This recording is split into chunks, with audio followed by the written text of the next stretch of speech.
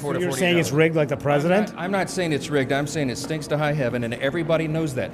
Let's remove the appearance of impropriety. Let's have what a concept. Let's have votes on an election the day of the election. Now, just as President Trump is saying that the elections in California were stolen without providing any evidence whatsoever, we are hearing his closest Republican allies on Capitol Hill starting to echo some of those claims. But what evidence is there to prove that there was rigged?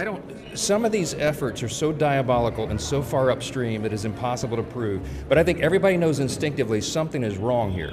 And that's a concern. Now, Republicans say this has nothing to do with the fact that they are on the wrong side of the mayoral race in Los Angeles and the fact that the governor's race could also turn against them. They say it is a larger issue with California. What our concerns have been is on this wide scale where they mail ballots to everybody and then they have vote harvesting in California. And other states do this too. Election. Just counting the and ballots for days that came and weeks legally?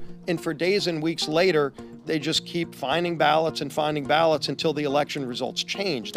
Look, whether you can prove fraud or not, it does undermine voter integrity in the vote. But there is some pushback within the ranks over those claims of a stolen election, including from Kevin Kiley, who just until recently was a longtime moderate Republican. He has now become an independent, trying to hang on to his seat in California. He says those claims of a stolen election are flat wrong. No, I haven't seen any evidence of any sort of, systematic fraud or anything like that. But what I do think is unacceptable is just how long it takes us to count votes.